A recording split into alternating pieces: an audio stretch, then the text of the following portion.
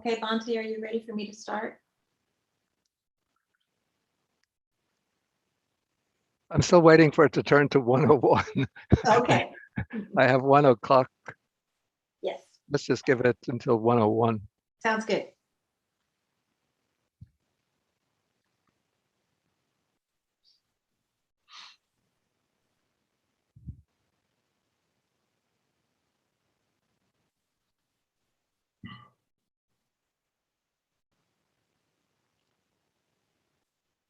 It seems Zoom can only admit 1 person at a time. If you turn off the waiting room, everybody just gets on it as they come in. Okay, it's 101, so Okay. okay. I want to welcome everybody to the 2021 Eastern Central U.S. Buddhist Action to Feed the Hungry. We are delighted to have you all join us today. We will hear from a number of Dharma leaders and see some videos and presentations of projects that we support as well. Bhikkhu Bodhi will end the session by sharing the merits at about 2 p.m. or whatever, New York time. And we hope you will listen with open hearts to all the presentations and respond with generosity as best you are able. And for a few housekeeping issues, you are all muted when you come in because it is a large event. If you have any questions, please use the chat room and we will attempt to answer your questions.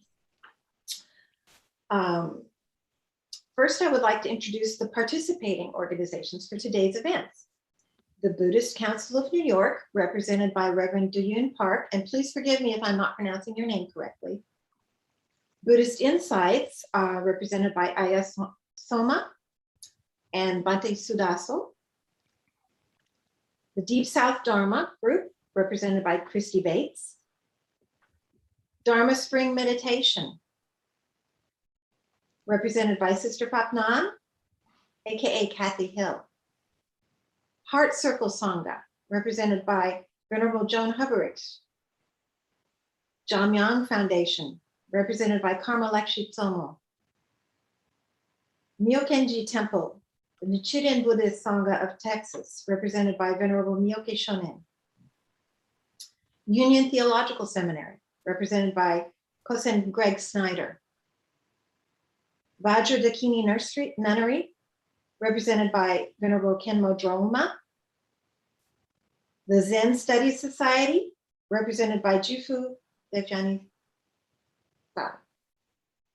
Thank you so much for coming.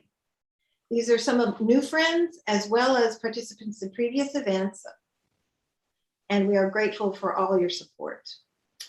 Now we're going to hear from the founder and chair of Buddhist Global Relief, Venerable Bhikkhu Bodhi.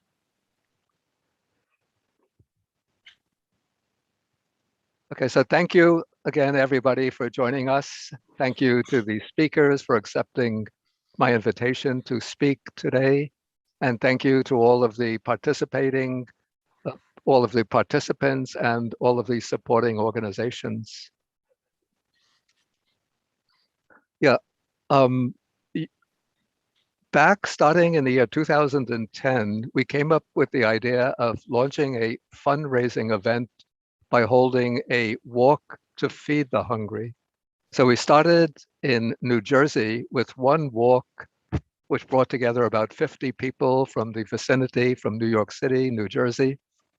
But then the following year, 2011, some Buddhist friends in Michigan, around Ann Arbor, Michigan, and in California decided to also hold walks to feed the hungry around the same time, October, early November.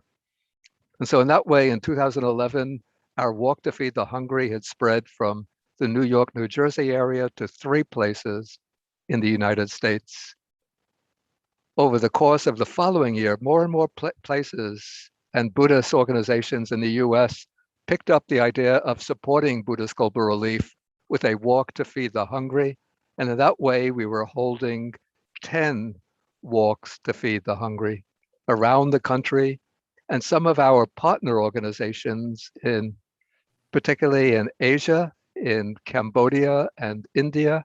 And my friend Bante Buddharakita in Uganda, in Africa, decided to hold parallel walks.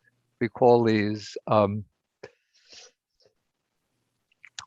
parallel walks with our walk in the United States. And so in that way, the Walk to Feed the Hungry became something of an international or global phenomenon, which is quite appropriate for a Buddhist global relief. So the walks continued all the ways through 2019. But then at the beginning of 2020, the dark shadow of COVID spread across the United States and forced us into lockdown or semi-lockdown mode. And so we could not have an actual Walk to Feed the Hungry. And so we were puzzled, what are we going to do? Since this is has been our main fundraising event. And so we decided to hold online actions to feed the hungry.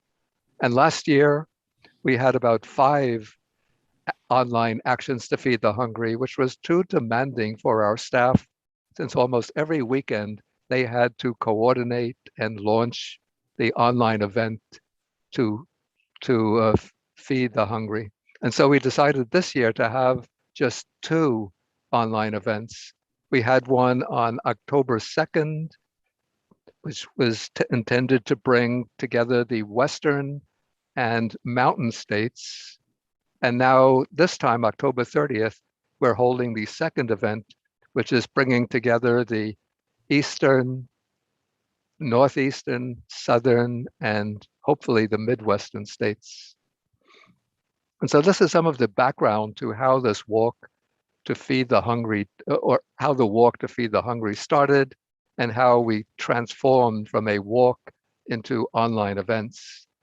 And we want to regard these events not merely as a fundraising activity, but also a way to let people around the world, especially in this country, know about the extent of global hunger, to arouse the feeling of solidarity with the poor people in this country and around the world, to arouse the heart of compassion, to motivate people to express concern for those who struggle just to get by from day to day with minimal amounts of food, and also to collaboratively take action to help those who face the plight of hunger. And so with this, I want now to introduce our executive director, who has taken over the position of executive director in 2009. She is originally from Vietnam. She came to the US as a university student in 1973, almost the same time that I went to Sri Lanka to become ordained as a Buddhist monk. And she worked for many years as a highly qualified, I think, software engineer in the telecommunications industry.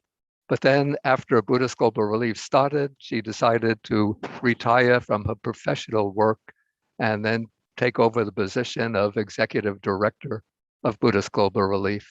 And I think it's been largely through her impetus, her dedication, her great skill that BGR has able to grow from just a small organization with just a few dedicated volunteers to, I would say, almost now quite a significant relief organization, partnering with some of the major global relief organizations like Helen Keller, CARE, Oxfam America, and others, and able to stand our own ground alongside of them. And so please, Kim, will you please take over and give your presentation? Thank you, Bante. I would like to thank Venerable Bhikkhu Bodhi for the very, very kind introduction, and all the Venerables and Dharma teachers and Dharma friends for joining us today. I'm very honored to be here to share the work of Buddhist Global Relief for the past 12 years. So at this point, let me bring up the presentation. And I hope you see my screen. We see the screen, but so far nothing on it. There we Okay. go. Okay, let me start the slideshow, Bante.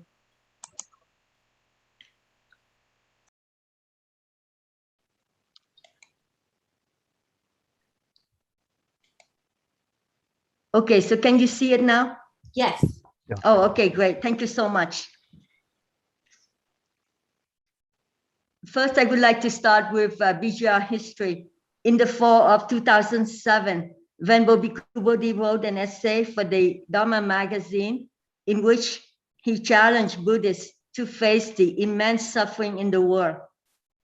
Several of his students felt inspired by the message and discussed the formation of a nonprofit organization. And from the discussions that followed afterwards, Buddhist Global Relief was born in May of 2008 to give a helping hand to those afflicted by hunger and malnutrition. In his essay, Venbo Bhikkhu Bodhi said that a special challenge facing Buddhism in our age is to be a voice of conscience for those victims of social, economic, and political injustice who cannot stand up and speak for themselves. According to the World Food Program, hunger is the #1 health risk impacting almost 900 million people in the world. The Buddha in the Anguttara Nikaya praises the value of giving. In giving food, one gives 5 things to the recipients. One gives life, beauty, happiness, strength, and mental clarity. To address the problem of hunger, the mission of Buddhist Global Relief is fourfold. We provide food assistance to those afflicted by hunger and malnutrition. But to combat poverty and hunger is not enough just to provide food aid. We also need to tackle the roots of poverty, which is the lack of education. So in parallel with food aid, we also promote the education of children, especially girls, which is essential in the fight against poverty. We give women livelihood skills so they can put more food on the table for the family. And we also train small-scale farmers in sustainable food production. BGR is still a smaller organization with limited resources, so we work in partnership with relief organizations already working on the ground in the countries we serve. A few of our partners are large NGOs, but most are small grassroots and locally based organizations. To give you an idea of how we implement our mission, I would like to share a few projects in each area of our mission. In Jacmel, Haiti, we partner with the Art Creation Foundation for Children to provide hot meals to 50 children in the program. Many of these children went to school hungry for not having a meal the night before. Our partner wrote to us that the only food these children are getting consistently is from the foundation, and the funds provided by BGR is why these children eat regularly. In Tamil Nadu, India, we partner with Lotus Outreach to provide morning porridge and midday meals to 175 school children. And as a result of our support, the students eat regularly, are healthy, and are learning in school. In Burma, the ethnic minorities endure hardship because of the army's oppression. And the Burma Humanitarian Mission, our partner, trained medics from the ethnic minorities population to provide mobile medical care to people living in villages and camps in the conflict zone. So BGR grant support 54 children of these medics by providing them with educational scholarships as well as food aid for the school year. In Cambodia, only 2% of women receive a college degree. So for the past 10 years, BGR has provided secondary education as well as university scholarship to young women. In 2020, all the 16 students BGR supported have graduated from college. And this year, due to the success of the program, we funded a second batch of 12 young women to attend college. These young women are truly change makers in their communities, in the sense that they are the first in the families to graduate high school, college, and have careers that break the cycle of poverty for generations to come. In the area of women's livelihood, our partner Building Bridges works with poor families in Punjab, India, to improve the condition of women, many of whom are widowed.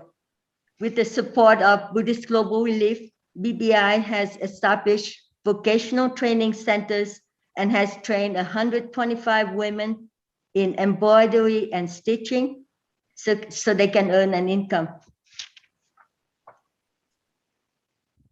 And in Cameroon, we partner with CC Reed to help widows and single mothers with vocational training, skills that allow them to enter the works immediately, such as sewing and beautician skills. Our partner wrote to us that these women are knocking at the door just to be trained. So in 2019, we funded the expansion of the vocational training center so more women can be trained. And lastly, in the area of sustainable food production, our project with GVAC in Kenya trains women farmers in the cultivation of short duration cash crops to increase their income level. And right here in the US, we partner with Keep Growing Detroit to promote access to healthy foods by teaching Detroit residents skills in gardening using empty lots in the city. And this is the map of our projects. As you can see, our projects have a global range, starting with the big Buddhist countries of Southeast Asia and extending to India, Sri Lanka, countries of Africa, South and Central America, Haiti, where Buddhism is almost non-existent, and right here in the US. So these are a few of our projects. For a complete description of our programs, please visit our website at BuddhistGlobalRelief.org. As Venbo Bhikkhu Bodhi has mentioned at the beginning of the program, for the past 10 years, our main fundraising activity has been the annual Walk to Feed the Hungry, typically held in the fall. In 2010, we started with a single walk in West Orange, New Jersey, and the number of walks has increased over the years. Until 2019, we had 10 to 12 walks around the US. And these walks have been very, very popular to bring together Buddhists of all traditions to help with those in needs. And this is the Solidarity Walk that Bhante was referring to previously, organized by our partner, the Bodhicitta Foundation.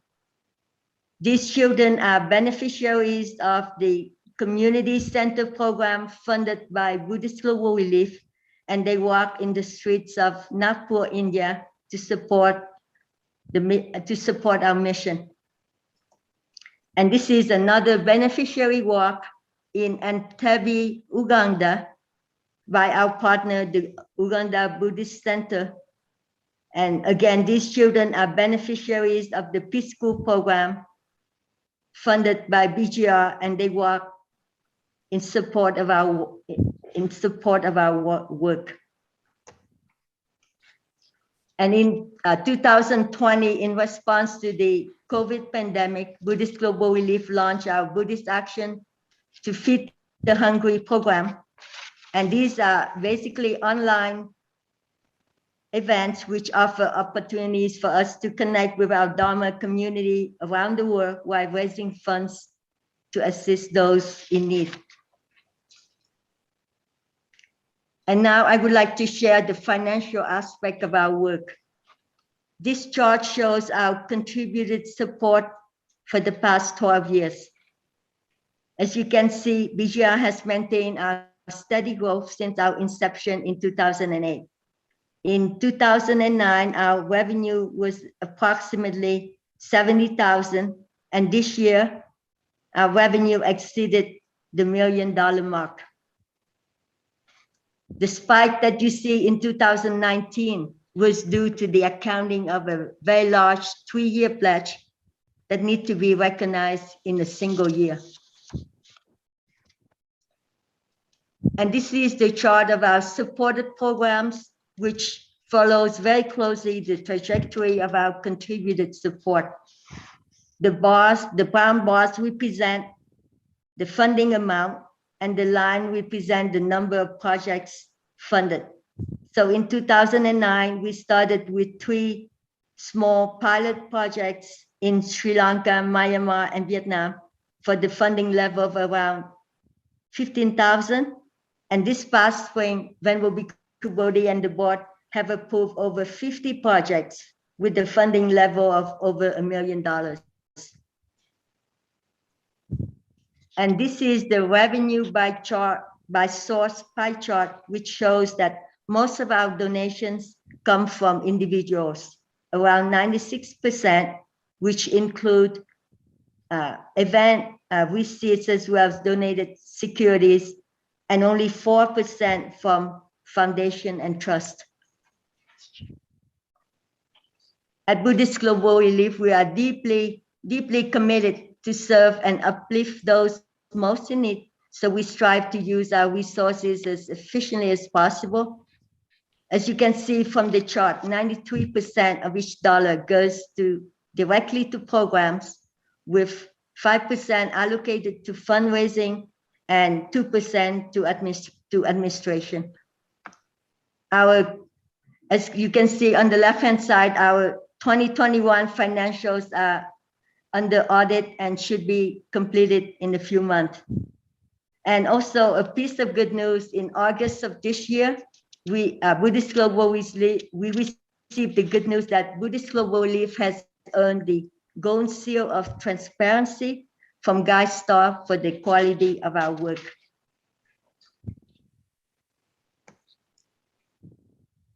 At Buddhist Global Relief, we do not proselytize, rather we seek to work in harmony with people of all faiths to alleviate poverty. And these are the core values that we uphold at Buddhist Global Relief. One of the important aspects of our work is our close collaboration with our partners to understand the need of those we serve. We are also accountable to our donors for the funds entrusted to us with utmost care. The values that guide us at Buddhist Global Relief are rooted in the 4 divine abodes of loving kindness, compassion, altruistic joy, and equanimity. And at a personal level, I would like to share that it has been such an amazing and transformative journey for the past 12 years under the most excellent guidance of our teacher, Venerable Bhikkhu Bodhi. Each day of work for Buddhist Global Relief is the day of practice of compassion for those in need, and also a day of inner work to sustain our outer work. The vows of Samantabhadra have touched us deeply in our work for BGR, as we aspire to be a good doctor for those who suffer from illness, a guide for those who have gone astray, a lamp for those who dwell in darkness, and a source of treasure for those in poverty and need. As you can see from the presentation, none of this work would have been possible without our community of donors, volunteers, and Dharma friends. We are so deeply grateful for your contributions, and we hope you continue to support the mission of Buddhist Global Relief as we grow into the future. Thank you so much for joining us today, and we look forward to seeing you at future events of Buddhist Global Relief. Thank you so much. Thank you, dear Kim. Thank you. Thank you so much. Thank Love you. you. Thank you so much, Kim, for that really inspiring overview of the history and work of BGR. Thank you. It's always wonderful to hear, and I've heard the story so many times, but it is a beautiful story. So next we are going to hear from Venerable Khenmo Drolma. She is the abbess of Vajradakini Nunnery in Falmouth, Maine. Venerable Drolma has studied with the foremost Tibetan Buddhist teachers of our time, including His Holiness the Dalai Lama, His Holiness Drikung Kyabgon Chetsang Rinpoche, the head of the Drikung Kagyu lineage, and Ani Pema Chodron. In 2002, she took full ordination as a Buddhist nun in Taiwan. And in 2004, she was installed as Khenmo, or abbot, in the Drikung lineage, becoming the first woman and first Westerner in her lineage to fully hold this responsibility. Her current responsibilities include the Tibetan Himalayan Nuns Leadership Program, and she chairs the International Committee for the 2020 Shavasti Rains Retreat. Venerable Khenmo Drolma, it's a pleasure to have you with us today. Oh, thank you so much. It's a pleasure to be a part of this event. And I wanted to talk really personally today about why I love this organization and the joy of generosity related to food and hunger issues. I'm in the Tibetan tradition. And as you know, the Tibetans, when they came to India, were in a refugee situation. And as we were reminded, the Buddha talked about the relationship of food to mental clarity. So one of the things that struck me in my early visits to India was the great sense of welcoming and attention to food when I went to the large Dharma events, sharing the refugee conditions, but being welcomed in a way that was particularly wonderful. And I'm thinking about the most recent assembly we had with something like 14,000 people. And our monastery had 3 separate areas for welcoming guests and feeding the guests. So the Ladakhis were greeted and fed their comfort food. The Westerners had a special area that had our sanitary conditions for eating and food that we would be comfortable with. And all the monastics had their food served in a way that they were comfortable with. And I've noticed every single time that we've had these big Dharma assemblies that there's been instruction and intention paid to food. And it is due to the connection between the food and mental clarity. So one of the great Rinpoches said, I want everyone here to feel at ease. And the best way to make people feel at ease and open to the teachings is to make sure they're comfortable with the food they have to eat, that they feel nourished. And any worry is put aside so that they can sit and listen to the Dharma teachings and take it all in. And I think about that in relation to what Buddhist Global Relief is doing as they feed children around the world, and particularly the programs for women and children. It's very hard for us as adults to remember what it was like when we didn't know how to read, how confusing that is, how unsettling it is, how difficult interacting with the world feels. And so to think, oh, I'm going to feed the children so that before they go into the classroom, their worries for that day are put aside. They feel nourished and loved, so that when they go into that classroom, their minds can have the mental clarity and they can make the leap from not understanding, from not being able to read, to all of a sudden the world opening up and being able to understand signs, understand what is going on in their world, to be able to make sense of the world through reading. I remember when I was in college, a friend of mine was in the education program, and she worked with a very brilliant educator who taught teachers how to teach reading. And he always began that by teaching the first class in gibberish. So people would remember what it was like not to be able to make sense of the world, not to be able to understand. And so to think of that feeling of being loved, being nourished as the foundation so that we can learn is so important. It makes that intellectual leap possible. And then when I stopped to consider the relatively small amount of money that Vajra Dakini is able to contribute each year to Buddhist Global Relief, I like to think about it in the same way I think about dedicating merit. That small drop that we contribute goes into the ocean of all the programs. And I think about being connected to all these different children and their lives and what they'll be able to do with now being able to read. So I think about families and the difference it makes if one child can read the directions on a medicine bottle, if one child can go with someone to the hospital and understand how to navigate the hospital system.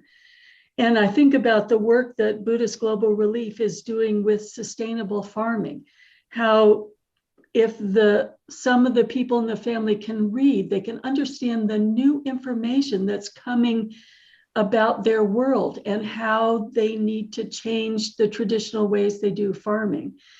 And then when I think of the people who are going to college, becoming teachers, becoming lawyers, it makes me feel interconnected in this web through all of these countries and all of these people in the most joyful way of seeing no space between us, that we are together moving into the world with compassion and love and rejoicing in the work of Buddhist Global Relief.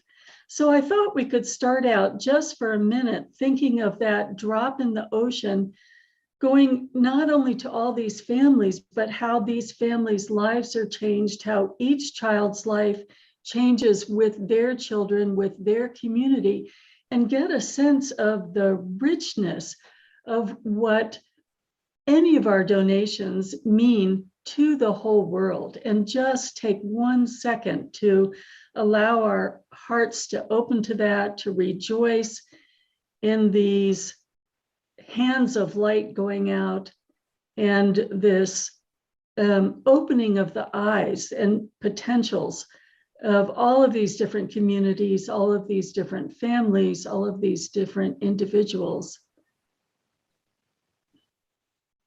And just resting in appreciation and connection.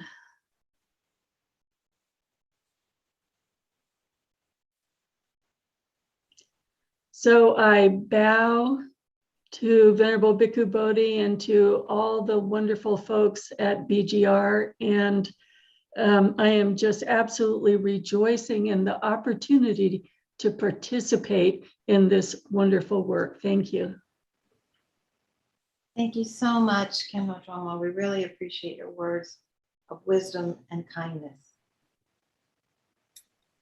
Now we will be hearing from Myoke Kane Barrett, who is the current bishop of the Nichiren Shu Buddhist Order of North America. She's the first woman and first American to hold this position. She's also guiding teacher and priest of Myokenji Temple in Houston, the home to the Nichiren Buddhist Sangha of Texas. Myokenji Temple was established in 2005 and continues to share the Dharma with all beings. We're so happy to have you back with us today, Myoke King Barrett. Good afternoon, and thank you. It's great to be here. It's one activity that happens yearly that we all look forward to participating in. I'd like to consider the term compassion. Most of the time, people tend to think of it as a form of love.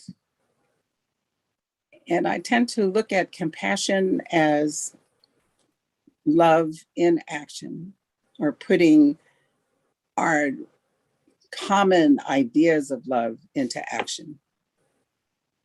And when I broke down the definition of the word, there's a term in Japanese called jihi, which we interpret to mean mercy. But when you actually look at what the meaning is, the characters making up the word, the first is ji, which is maitri in Sanskrit, meaning loving kindness, benevolence, or friendliness. And the second he is karuna, which has been defined as compassion, but also to do, to make, or essentially to do something to alleviate suffering. And so all of the actions that we all take with respect to our participation in Buddhist global relief is part of a bigger picture, as Kenmo Drolma said just a minute ago, that our actions that we take to give happiness and relieve suffering is part of a greater whole. And part of our task as participants, as Buddhists, is to walk the path of alleviating suffering, not only for others, but for ourselves first, so that we are more capable of relieving the suffering of others. And sometimes I think of it as also, for many folks who don't really understand the depth of being able to feel the suffering of others and awakening a great desire to eliminate it, is an action of faking it till you make it. Because the very act of relieving suffering of others and trying to bring them happiness really takes care of us in a way that maybe we're not thinking about. And there's been recent research to talk about the fact that when one acts on behalf of others, that all kinds of things happen within your own body that cause you to become happier, more relaxed, to connect, to be able to connect with people. So even if you're not geared that way, if you are engaged within a community that behaves that way, then what happens is that you learn to behave that way. And I see the action of us banding together to help others around the world is also teaching others how to do that. And especially those who are the recipients of our efforts, our collective gatherings, our collective actions, all designed to eliminate suffering in the entire universe of life. And with the full understanding that the entire universe of life is participating in this process of awakening. And that each of us has a role to play in whatever sphere of influence in which we live. And one of the greatest things that we're doing right now is this Buddhist global relief, that we're sharing compassion, we're sharing our ability to alleviate suffering with those who are suffering. So they in turn will also continue the cycle, to continue the process of relieving suffering around the world. And it is such an act, I think, that brings us all great joy and a greater understanding of our connectedness. So we should never, ever think that what we're doing is not big enough. The words of the founder of our order were that it's more important for 1,000 people to take one step than for one person to take 1,000 steps. And we are taking one step, each of us, together. And we probably are making the effort of 1,000,000 steps rather than one person trying to do it all. And this is what's so beautiful about this type of gathering, because we are part of the community. We are spreading the message of refuge in a community that is ready and willing and capable of taking on the entire universe. And this is what we're doing. And I'm so grateful to be a part of it and to share it with people in my community so that they can share it with all others in their respective families and communities around the world. Let's keep this going and be totally appreciative for the tremendous friendships we are building with each other, even as we don't really know each other, that we're building together around the world. Thank you for having me.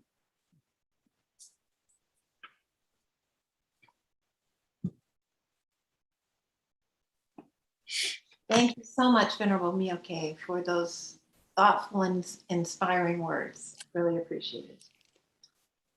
Now we will be hearing from Venerable Karma Lekchi Tsomo. Karma Lekchi is a professor of Buddhist studies at the University of San Diego, a founder and past president of Sakyadhita International Association of Buddhist Women, and the founder and director of Jamyang Foundation, a nonprofit organization dedicated to supporting education for girls and women in developing countries, and also one of BGR's partner organizations.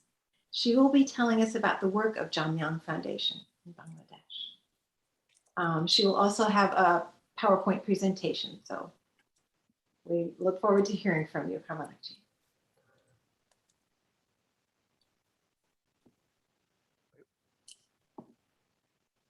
She has to unmute. Please unmute yourself, Karma Lekchi. Please unmute yourself. Thank you. Yes, sorry. Aloha, everyone. I'm so happy to be part of this inspiring gathering. And thank you all for your wonderful words of encouragement and inspiration. We've been privileged to work with Buddhist Global Relief for the last 6-7 years. And I'd like to show you some photos of how the support of Buddhist Global Relief has helped to transform conditions for girls and nuns, both in India and in Bangladesh. Actually, Jamyang Foundation works both for the nuns and children in India, as well as in Bangladesh. So my last presentation was about the 12 projects that Jamyang Foundation does in India. And today I'd like to share our work in Bangladesh. So I'm going to share the screen and show you some images. Okay.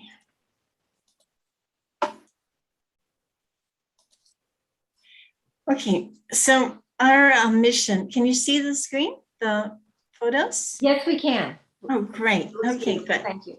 So our work has been to help to redress the gender balance in Buddhist societies around the world, especially for women and girls in developing countries. And we hope to address the needs of the neediest in particular. So in Bangladesh, I started this work about 15 years ago, just sort of by accident, by meeting monks from Bangladesh in Bodh Gaya. And I'd like to introduce Bangladesh as a country. We don't think of Bangladesh when we think of Buddhist countries or Buddhist communities, but at one time, Bangladesh was completely Buddhist. And today, the population is less than 1%. I'll explain more. So they are Theravada Buddhists for the most part. And the Buddhists are very devout. This is one of the major temples in Dhaka. And you can see it's eclectic. In Bangladesh, they do, under Sheikh Hasina, have a policy of tolerance toward different religions. So the Buddhists here, the head monk of Bangladesh is shown with Sheikh Hasina at a ceremony, and maintaining these community relations is vital for the Buddhists as a small minority today in Bangladesh. Now you can see that Bangladesh is tucked into this corner.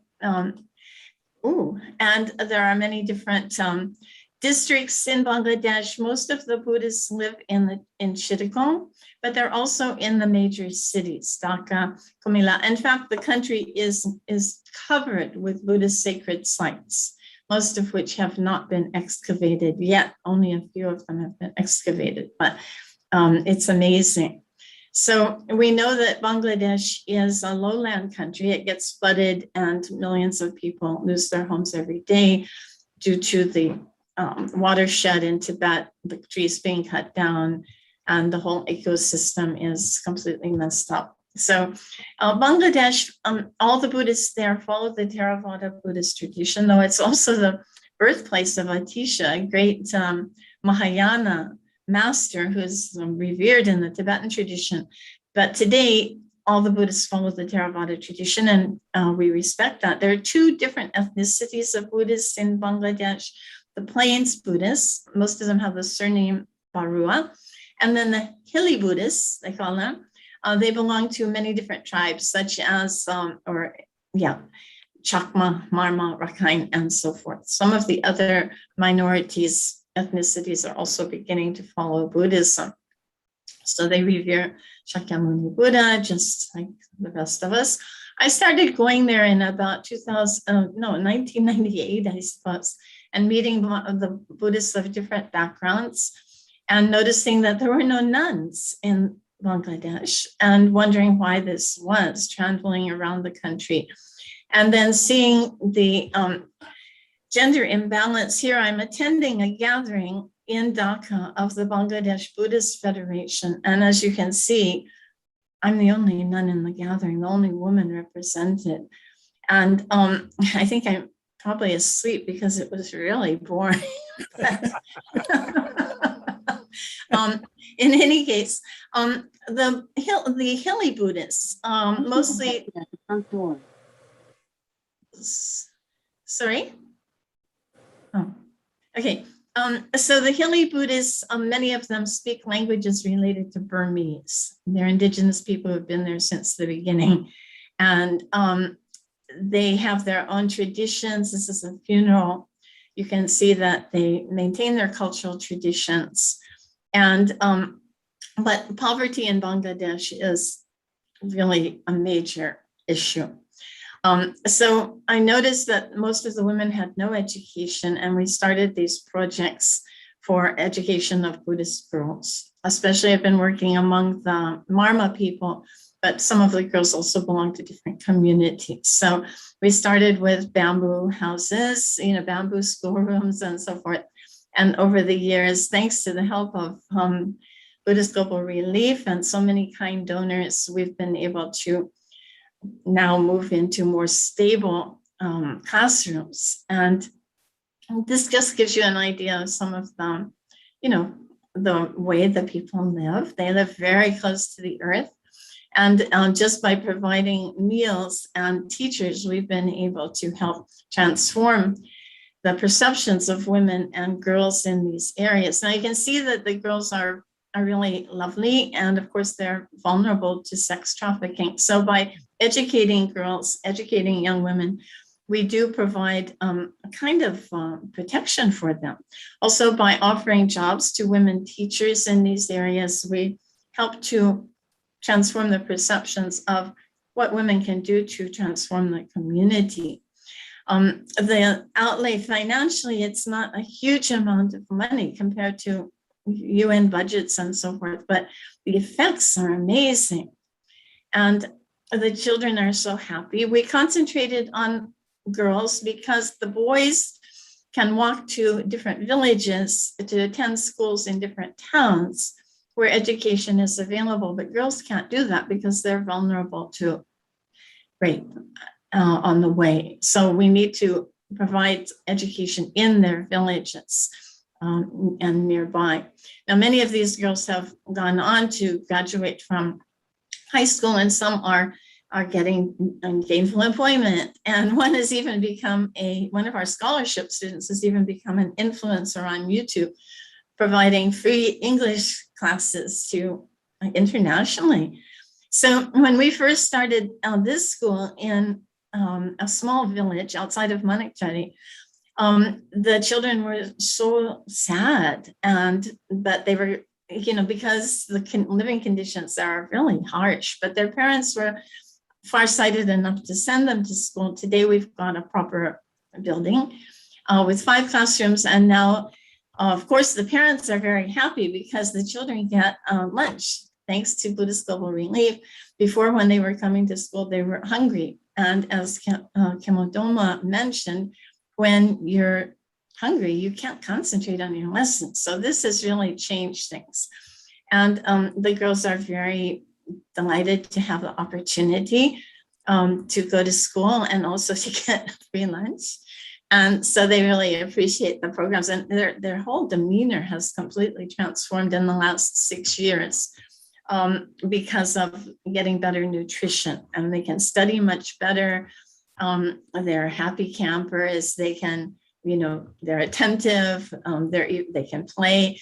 We've introduced, built sanitation facilities, which is rare in this area.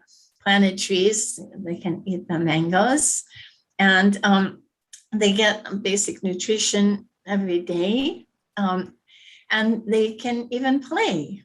Before they were not smiling, they were not playing, but now they are. They've got so much more energy. So that's very heartwarming. We have a pre-K program for the little ones. The parents, of course, are really happy to have a place where their children can land safely while they're working in the fields. The whole economy here is really minimal. And so this provides we even send the girls on the school excursions to broaden their outlook. And we've got a scholarship program that has provided this year 14 laptops, because the girls at Chittagong University who are doing Buddhist studies, there haven't been any classes the last 2 years. So with the laptops now, they're able to continue their education and move on to a professional life. And we're just so grateful for Buddhist Global Relief and all of that you've done to help. And we are really looking forward to this new classroom where the students can, now we'll have a 6th grade class. So every year we've been adding a new class. And this really helps because, as I mentioned, even for them from these villages where no girls had ever gotten any education before, now, hopefully, once they finish 6th class, they can test into the local schools. And we'd love to expand so that they can go on to junior high and high school and beyond. So thank you for giving me this opportunity to present our work. And I will now, stop sharing and hand the program back to the other presenters. Thank you so much for your kind listening. Thank you so much, Carmel Lecter, for that really lovely presentation. It's just so heartwarming to see all those beautiful children. And we at BGR are just so happy that we can help support those girls and young women and make their lives better. It's just really wonderful.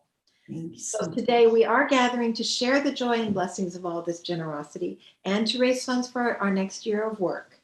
You can donate to our work by clicking on the link we are going to show in the chat box, or just look for donate on www.buddhistglobalrelief.org. Our next presenter will be Reverend Cousin Gregory Snyder, who is a Dharma teacher, senior priest, and co-founder of the Brooklyn Zen Center and Ancestral Heart Residential Temple. He's also the senior director and assistant professor of Buddhist studies at Union Theological Seminary. And there he oversees the Master of Divinity degree program in Buddhism and interreligious engagement, as well as the Thich Nhat Hanh program for engaged Buddhism. Reverend Snyder, we're so happy to have you here today. Thank you for having me. And it truly is a joy and honor. The people who have already presented are people I've studied and learned from and teach. And so I'm very humbled to be here with elders who have offered a great deal of wisdom and joy. I've been feeling into how to address this, and I think what strikes me is, well, first of all, I'm moved by everything that I've seen, and I'm moved by Bhikkhu Bodhi's insistence on keeping the issue of hunger at the center of our hearts. I am somebody who happened to grow up in a situation where there were times when my family was without homes and also was hungry. And I can say that to see, and rural poverty in the United States is something, or poverty in the United States in particular, is invisible to us in ways unless we go to particular places where we can see it. And sometimes the people living next door are hungry and feeling very alone, and no one even knows it's happening. And I think this is, so I was very, I felt a lot of joy when I saw the Detroit work. And so that's just my way of saying, for me, this is personal in my body, and I appreciate everything that's happening. And the one thing I think I want to talk a little bit about Dana, and I want to talk about one aspect of it, because this is a story from my own life. When I was in my 20s, I was working as a union organizer on the Mexico-Texas border, and particularly working with communities on the Mexico side who lived in what's called colonias, which is the word for the kind of very large shanty towns that grow up around factories right on the other side of the border from the United States. And in one of those situations, I remember walking up after, when we would go there, you know, these are people who make $3 a day working at the factory and don't have enough food. And yet when we would go there, they would make a meal that for us, that was 2 days worth of pay, 3 days worth of pay. And I remember going up on an overpass behind where we were visiting with people and looking out over, and as far as I could see, there were these houses built of corrugated plastic and cardboard and packed mud floors. And in the middle was a factory. And that factory had train tracks, and those train tracks went in one direction. They went to the United States. And in looking at that in a single snapshot was a relationship of the country that I was living in to many parts of the world. And so it strikes me when I'm particularly moved by the efforts of this organization, because I know that there is a deep commitment to the Dharma and the meaning of Dana in expanding who we are.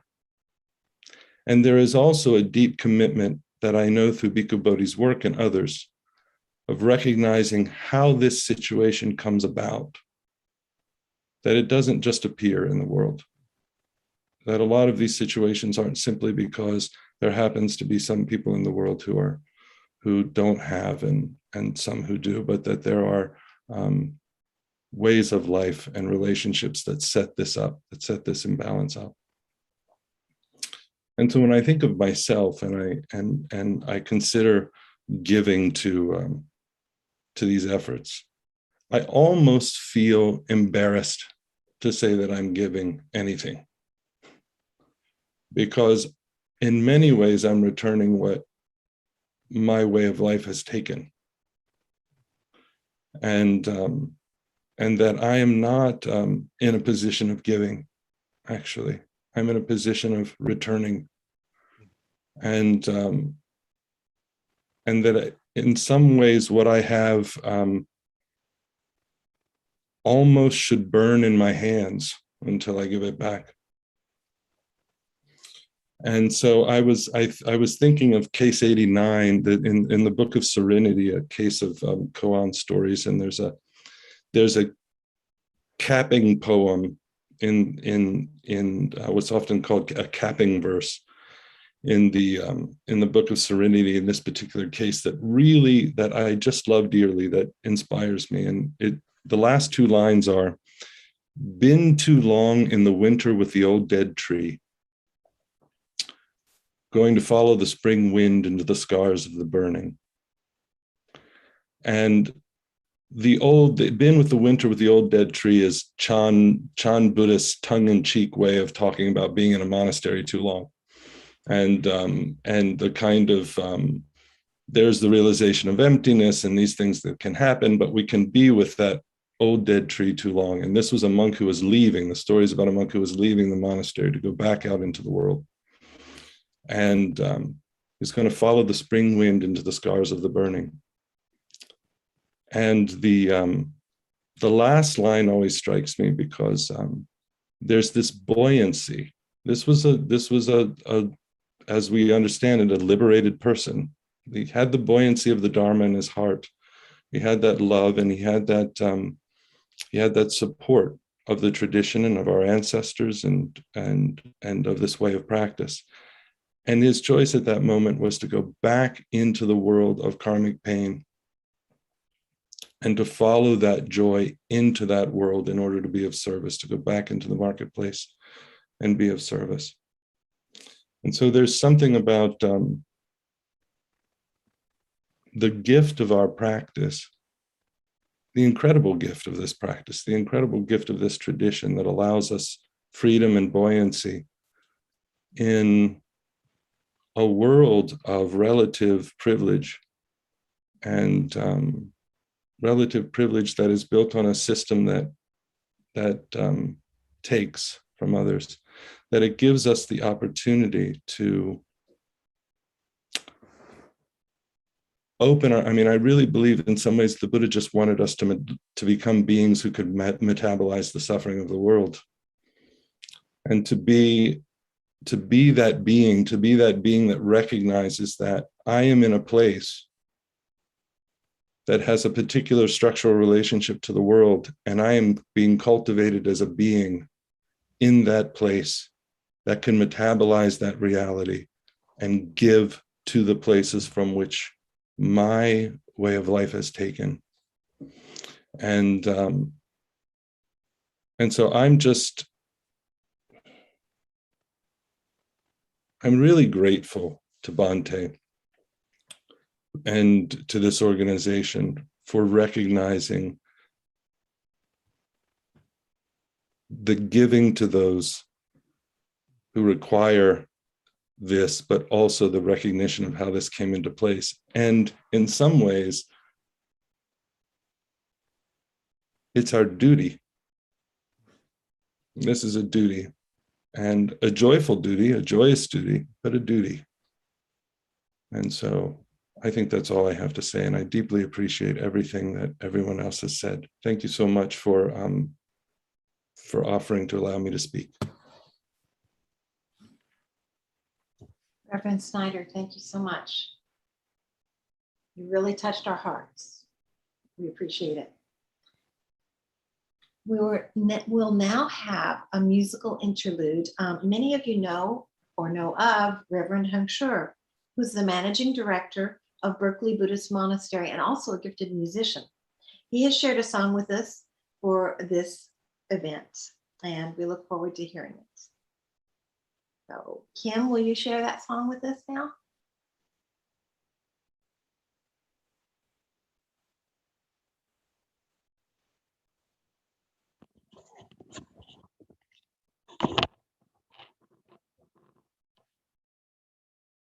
Sorry, Carla. No problem. I know you have to do things in a certain order to make it sound right. That's cool.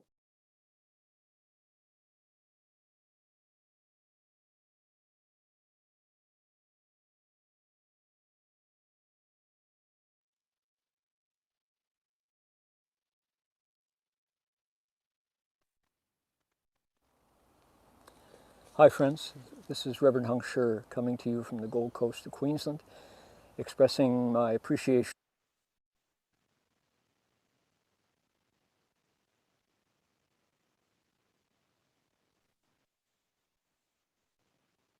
Kim, we seem to have lost you.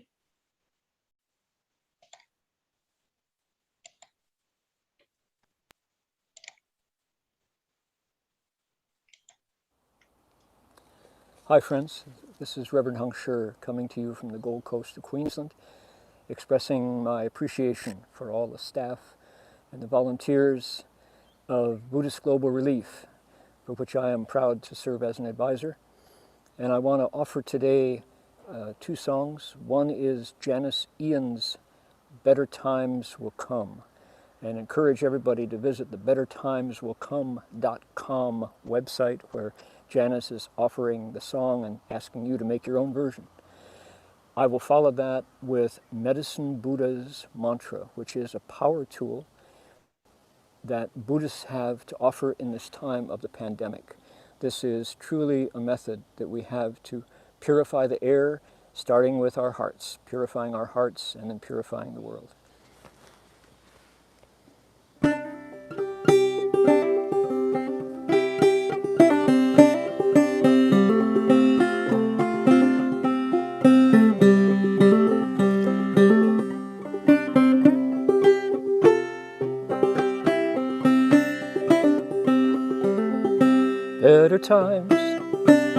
Better times will come, better times will come. When this world learns to live as one, oh, better times will come. Though we greet each dawn without fear, knowing loved ones soon will be near. When the winds of war cannot blow anymore, oh, better times will come. Better times will come, better times will come. When this world learns to live as one, oh, better times will come. Though we greet each day as our last, knowing someday soon this will pass, we will dance, we will sing in that never-ending spring. Oh, better times will come. Better times will come, better times will come. When this world learns to live as one, oh, better times will come. Your turn. Better times will come, better times will come. When this world learns to live as one, oh, better times will come. Oh, better times will come.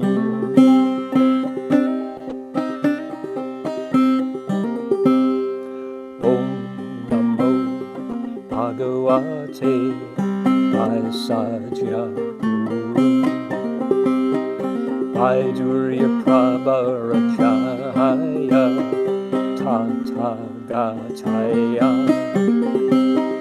Arahate Samyak Sambuddhaya Tadyata Om Vaisaje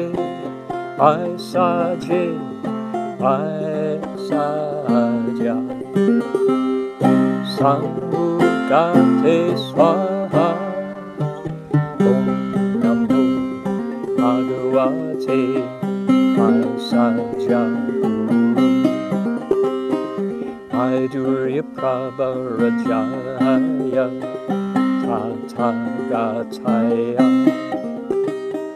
아라하테 삼약 삼부다야 타디아타 옴 발사죄 발사죄 발사자 사무가테 스와하 옴 나모 바그와테 발사자구 Maidurya Prabharajaya Tathagacaya Arahate Samyak Sambuddhaya Tadyata Vasaje Vasaje Vasaja Samugate Swaha.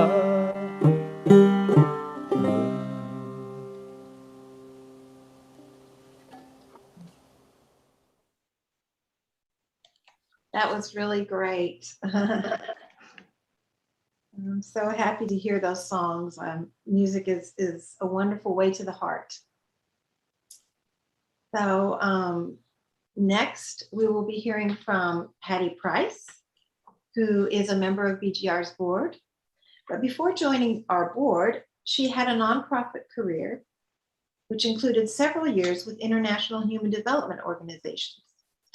Her years assisting 2 quasi-governmental development agencies in Kingston, Jamaica, and later 11 years with CARE International, traveling throughout Africa, the Caribbean, and South America, led to her advocacy for access to education, healthcare, and skills development for women and girls.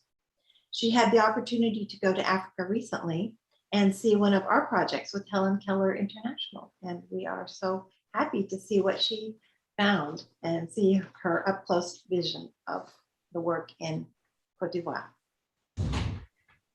Thanks, Carla. Can everyone hear me?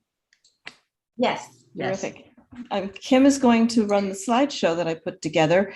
It wasn't exactly recently. It's been a few years. None of us has been doing much traveling recently, but I'd like to take you to the nation of Cote d'Ivoire, formerly known as the Ivory Coast.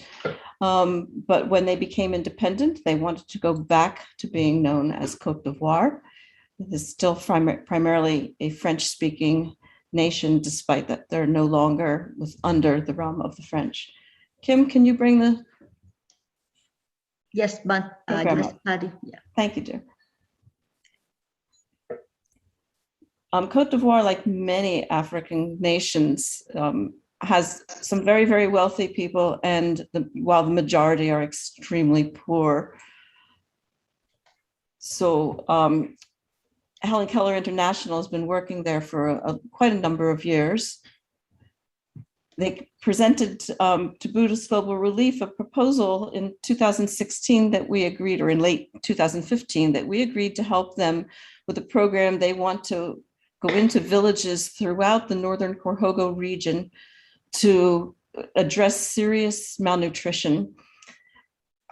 Here's a little map, Korhogo region, far north. This is this section that was under civil war about 10 years ago. Extreme poverty, extreme malnutrition. So Helen Keller wants to do nutrition projects, multi-years, eventually reaching 60,000 people in 60 villages. So they were looking for sponsors to take on a village for 3 years while they could present the program. And we agreed. With the successful completion of the first village that we funded, they came back and asked whether we would like to sponsor another village in Korhogo district. And we agreed to do that with Helen Keller. And as was mentioned, I had the honor of going to visit that village and was present there for the day with the launch of our funded maternal child health and nutrition project. You can see some figures here for the 60,000 future total beneficiaries. The number of children under 5, 22,000, 37,000 women and girls older than 5, 2,000 boys 5 to 18, and only 500 men. And it's not because we're discriminating. However, once boys reach age 18, they leave the villages and go out seeking work elsewhere. So the villages that we're supporting are largely female dominated villages. Here's a picture from one of the participants, Dan Fielder, who was our contact with Helen Keller International, and I visited both of the communities, the one that we were about to launch and one that we had sponsored earlier on, and there was quite a difference. Kim, next picture, please. In the village Neofine that we are supporting now, you can see this nutrition chart or malnutrition chart. The upper chart is where they are right now. As you can see, 50% of that community's population is malnourished. That's the red. The orange is, or that red is severely malnourished. The orange is serious and the yellow is moderate. And the green is at risk of malnutrition. So you can see down at the lower right by my fingers that only a small percent of the population is considered healthy. The chart right below that one, which only has green, light blue, and dark blue, that's the goal. So that only perhaps 25% of a community is at risk of malnutrition, whereas the majority will be healthy and some following into that moderate health. So we're dealing with a population significantly malnourished. These are some of the 100 or more new mothers and new and expecting mothers who came for the launch of the nutrition program. I want to introduce you to the woman who was the most influential person I met there, Salimata Coulibaly. She is the nutrition expert that Helen Keller has hired to present the program, introduce the program to each and every one of the villages. The beauty of Madame Coulibaly is that she speaks about 8 of the various native tribal languages from that region. She is also fluent in, her primary language is French, but she speaks several other languages as well. And un petit peu of English. We got along well.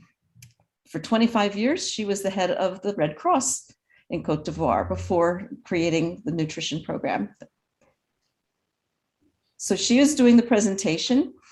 I have an arrow in this picture.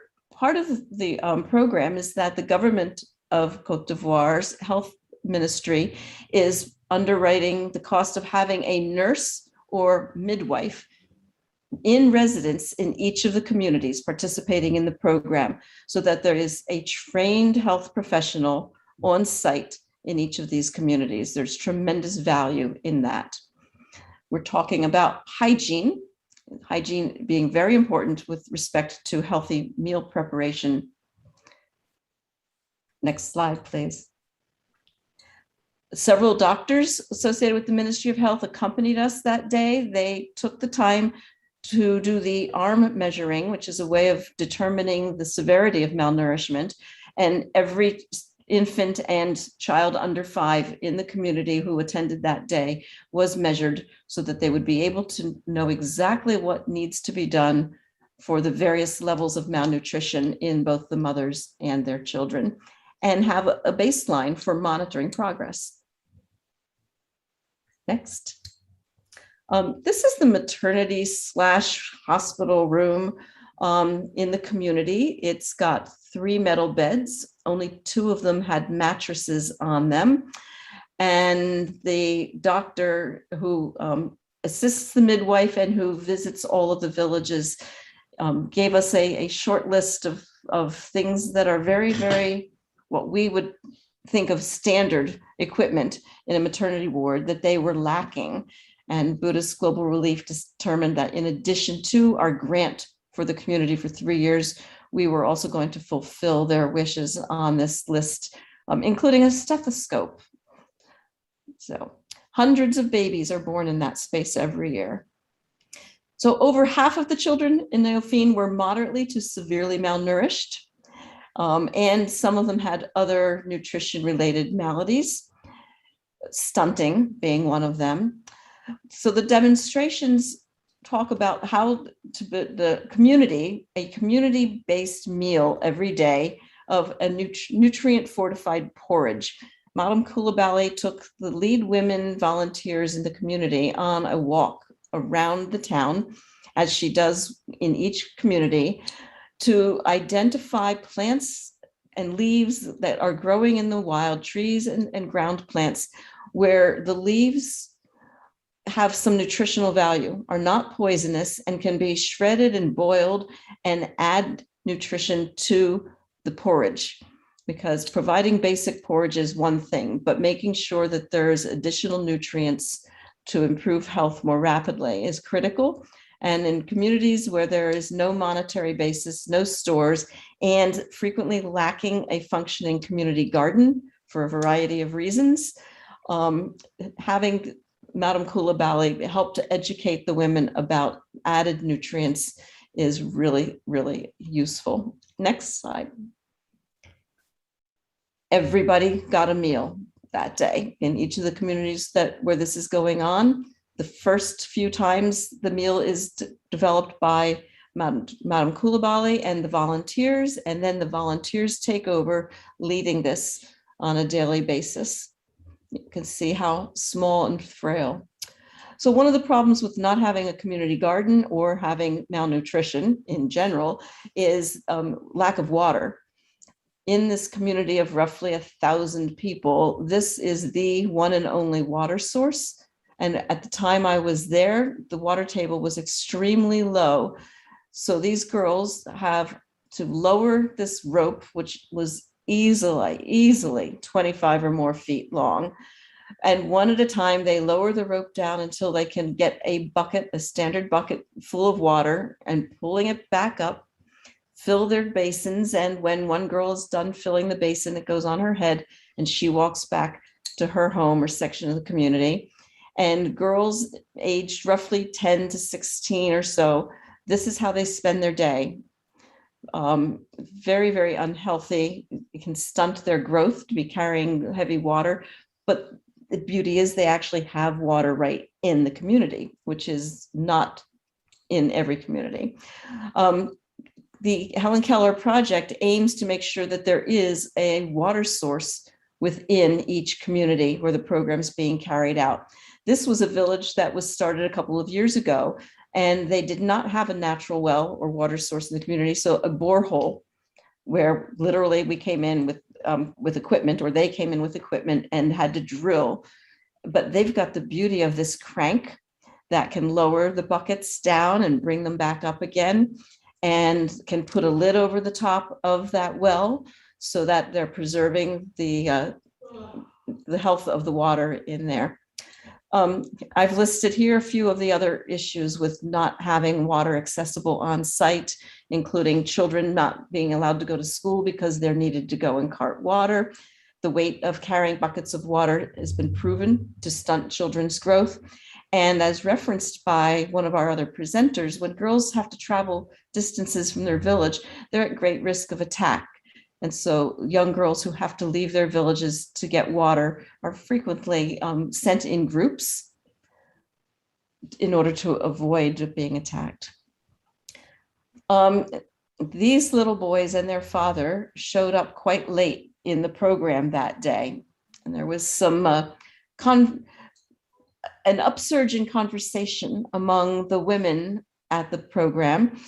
And one of them translated that the gentleman who was carrying the small child and holding the hand of the other who was crying was their father. He was an elderly man. He had married, lost his first wife, married a younger woman, and that she was home dying of AIDS. And that in fact, the boys are twins. And when you look at this picture, you can understand how shocked I was to learn that.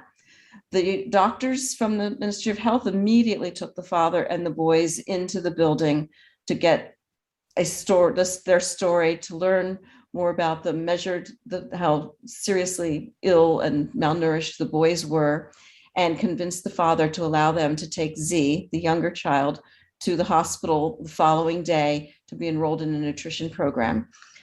Ever since returning from Côte d'Ivoire, these two boys, Z and Zahana, have been on my mind. I could tell the father was not healthy. It was clear that their mother was on her deathbed. And I didn't know what I've always wondered what happened to them. So about 4 months ago, I asked Helen Keller International if they could reach out to their team in the Ivory Coast and let me know what happened to the boys. Well, they're no longer in a Helen Keller sponsored community. Their mother did pass away, and then their father passed last year. They're now living with an uncle, pictured here, who is a farmer in central Ivory Coast, who has 3 children of his own. And the good news is that that region where they are has a nutrition assistance program for families with children who are malnourished or under age 5. So the family is receiving some supplemental nutrition, which is helpful since they've taken in these 2 boys. But you can see that they are clearly looking healthier than they did at the time that I first met them. Z will be stunted for life. There's no doubt about that. But they are eligible to go to school. However, COVID has shut the schools down. So it was the hope of the uncle that they and his children would be going to school very soon. So that was sort of the good news story. And what was most impressive to me is that the Helen Keller team in Corhogo tracked down where the boys were hours away and went there to take pictures for us so that we would know that they are well and that our concern over their lives is I don't have to be so concerned about that anymore. But they're just representative of thousands and thousands of children who lose their parents due to illness and malnutrition and other issues in the developing world. This is the team. The gentleman in the tan slacks and the gray shirt in the center is the country director for Helen Keller International. He is a native of Cote d'Ivoire. He had been working for them in several other African nations and had just become the director for Cote d'Ivoire, his native country, about 2 months before I got there. And I'm on the left with some of the team, Madam Koulibaly, and Dan Fiedler from Helen Keller is on the right next to some of the other team. I want to thank all of you who contribute to Buddhist Global Relief and allow us to extend our gifts and grants to fight hunger throughout the world. As Buddha said, hunger is the worst kind of illness. Thank you all for joining us today. Thank you, Patty. Well, Patty, thank you so much for sharing all those really fantastic, the pictures and the story. It's just really so meaningful. And I'm just so thankful that BGR, with the help of our donors, is able to share a little bit and help some of these people. Thank you. Our next speaker will be Reverend Joan Park, who is a Kyomunim, literally one devoted to teaching Buddha Dharma in the Won Buddhist tradition. Reverend Park started her monastic training in 1998. She graduated from the Department of Won Buddhism, Won Kwang University, Iksan, Korea, and earned an MA in Won Buddhist Studies from the Won Institute of Graduate Studies, Glenside, Pennsylvania. She received full ordination in 2007, and since 2008 has served as a minister of the Manhattan Won Buddhist Temple and a representative of Won Buddhism at the United Nations. She's the Buddhist Religious Life Advisor at Columbia University and New York University. Reverend Doyun is also actively engaged in interfaith dialogue and cooperation to promote mutual understanding and respect among different religions. And we thank her for joining us today. Thank you. Thank you for giving me this opportunity to share my reflections along with respectful Dharma teachers and activists. And I'm especially grateful and honored to receive an invitation from Venerable Bhikkhu Bodhi. After I moved to the States from Korea, I developed more interest in the Pali Canon. And of course, Venerable Bhikkhu Bodhi's translations and commentaries guided me to a deeper understanding of the Buddha Dharma. So for this reason, I'm forever indebted to his Dharma work In fact, and it's almost like idol for me. And think about how cool it is to get invited by your idol. So I accepted this invitation with both deep respect and joy.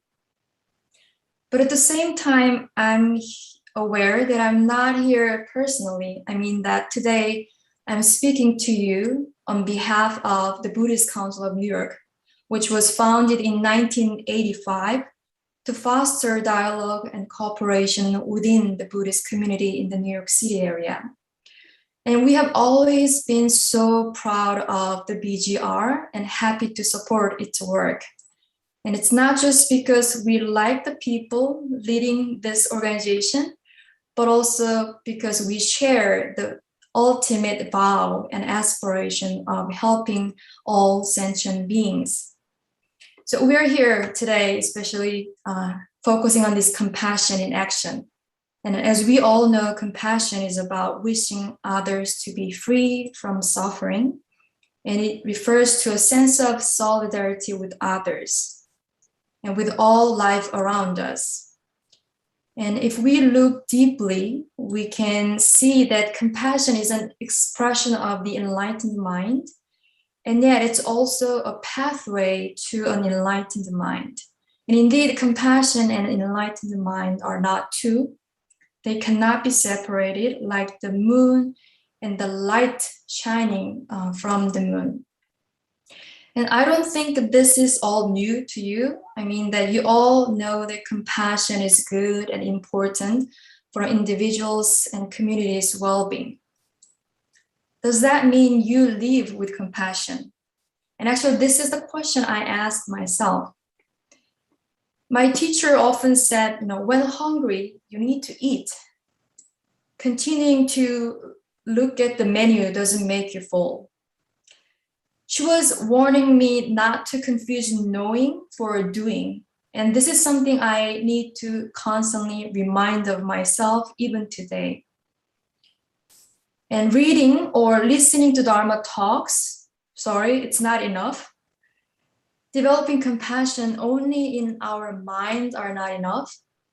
And we see that compassion must be manifested through our actions that bring real benefits to the lives of others and ourselves.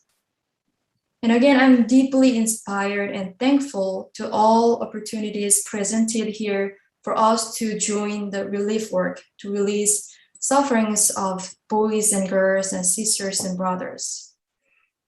And here I'd like to share my personal struggling when it comes to the compassion practice. For a while, I thought I was making decent progress in compassion practice by giving what I can offer. But then I realized that I was keeping myself in a comfort zone with my favorite people, thinking that my love and compassion has grown stronger. But what about those I find difficult and even hateful? And the Sotaesan once said, who wouldn't love a good person? To love a hateful person is a practice of what we call great loving kindness and great compassion. So I had to kind of remind myself that, my practice has to take one step further to cultivate compassion, not only for our loved ones, but also for those we find difficult. And I know it's always easier said than done, and this is why it's called practice. And one thing I find very helpful to remember in cultivating compassion, especially towards difficult people, is that unskillful and harmful behaviors comes from a place of suffering and ignorance. If we try hard to look deeply into people who carry destructive actions, we can see their inner suffering. And for me, this simple recognition of where our behaviors originate from helps us to open our hearts and embrace difficult people. And embracing difficult people doesn't always mean that we agree with their actions, but rather it means that we create inner space to wish and offer them happiness and wisdom, which will ultimately bring greater peace to all of us. So we see that every human being has the same potential for compassion. And the question is whether we take care of that potential and implement it in our daily lives or not. Again, today, thank you for guiding us with the various projects we can participate in this compassionate action. And also, I hope we continue to make this conscious effort to expand the scope of our compassion from our individual, immediate family and friends to our community, nation, and to the whole world.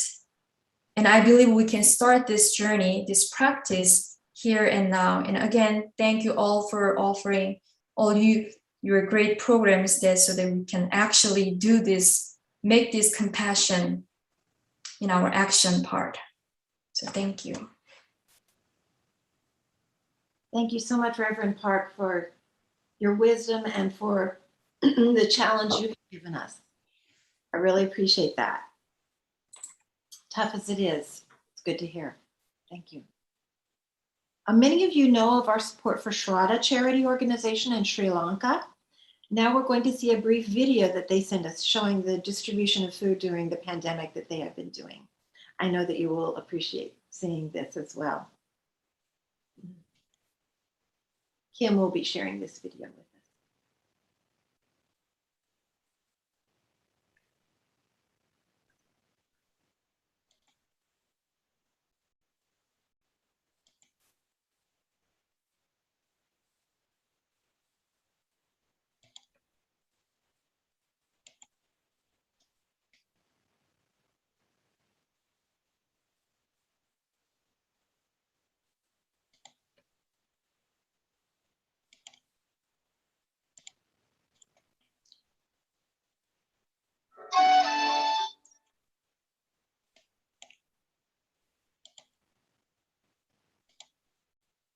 Kim, we aren't seeing your screen yet.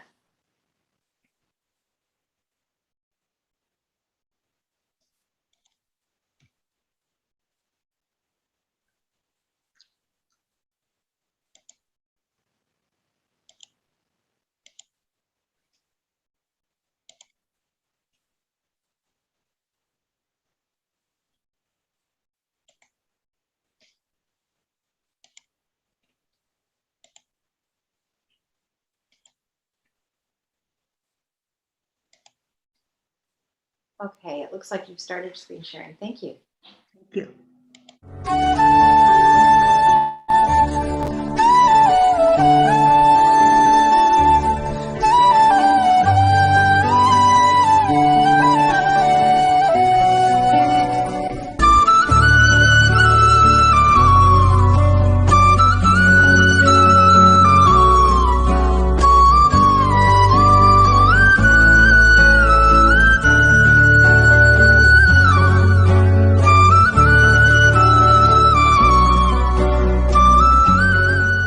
Another important step was taken recently to give compassionate assistance to pregnant mothers.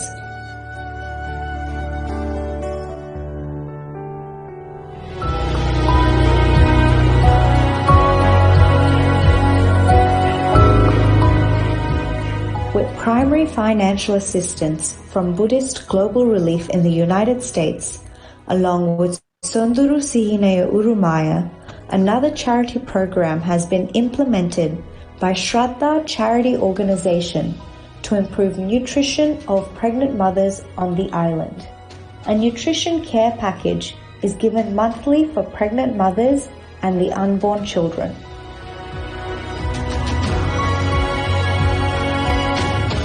The charitable program was recently conducted in the Serrawilla area to provide support to expectant mothers and those with newborn children.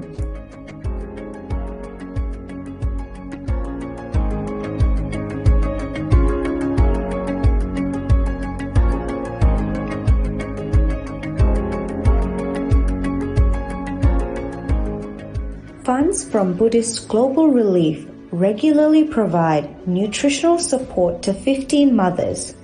In addition, more than 20,000 rupees is allocated to provide mothers with essential maternity items for newborns.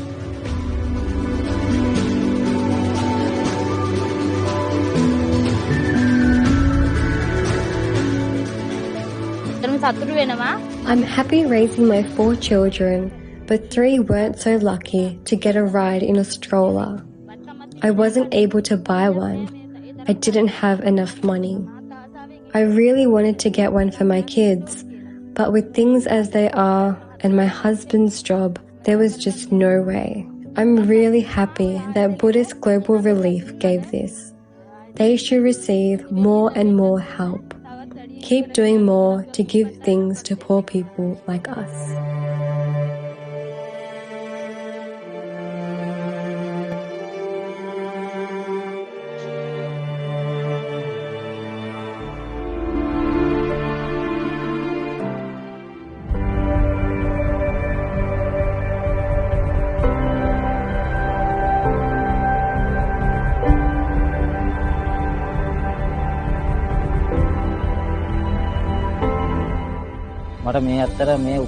To be honest, this is like a dream for me. I would never have been able to afford these things, and to live like this, it's so difficult. I have 4 children, and I have to raise these 4 children through righteous means.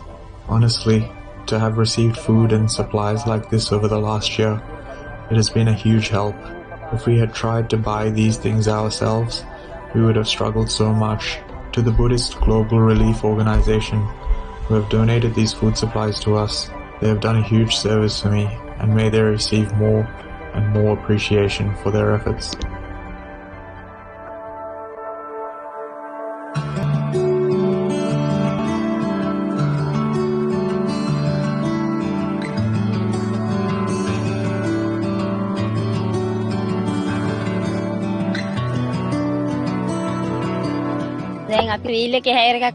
We live off a 3-wheel taxi driver's salary. Now, because everything is expensive, the goods we have received over these past months, it's really not possible to say how valuable they have been for us to keep surviving during this difficult time. Every month we receive food aid worth 6,000 rupees. The children and ourselves eat the dry rations. I'm happy, you know. The Venerable Monk of Seruwala Monastery, Shraddha Charity Organization, and Buddhist Relief, may all of them have the strength and courage to do more and more things like this. The heartfelt service they're doing is really praiseworthy.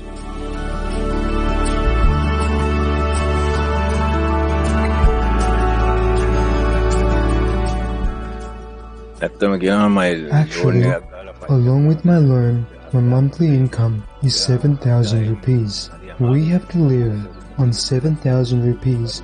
With 4 children, the food aid worth 6,000 rupees is really valuable, because otherwise we have to find the money somehow. Much merit to Buddhist Global Relief for this tremendous help that they are giving us. I hope that they have the strength and courage to do more and more things like this.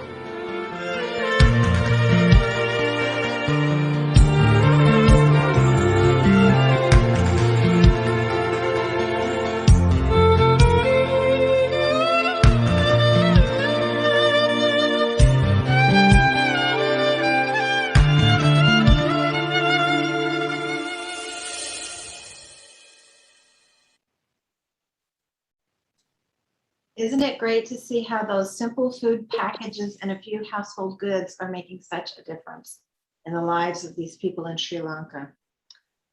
Our next speaker will be Roshi John Hogetsu Hoburex, who is the abbot of Heart Circle Sangha in Ridgewood, New Jersey.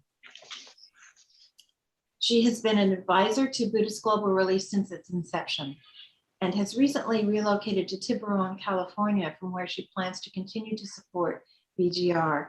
And she also works as a psychotherapist in private practice. Thank you, Reverend Hubbard. Thank you, Carla. Am I unmuted? Yeah, we can hear you. Thank you. So So I first met Bhante when I was having an attack of compassion. It was following the flood, the tsunami of 2004, and much of Sri Lanka had been devastated. They lost it's a small island with a small population. And they had lost 30,000 people. And everybody I met had lost somebody. So I was looking for a way to go to Sri Lanka to help. I understood from various sources that there wasn't a need for medical services, but there was a terrible need for psychotherapy for the villagers and the people of Sri Lanka to process their terrible losses. And I thought I had a solution. So I approached Bhante because I had heard he was a monk that had spent 35 years in Sri Lanka, and I thought he might be able to help me. So we had several conversations, and I had a really nice connection. I liked him a lot. And at some point, I realized he was the Bhikkhu Bodhi scholar whose books filled much of my bookshelves. And I hadn't made that connection at all. And I remember saying to him, "You're that Bhikkhu Bodhi?" So after many struggles, I did finally find a way to get to Sri Lanka. I actually had some connections there myself that I hadn't thought through at the time I approached Bhante.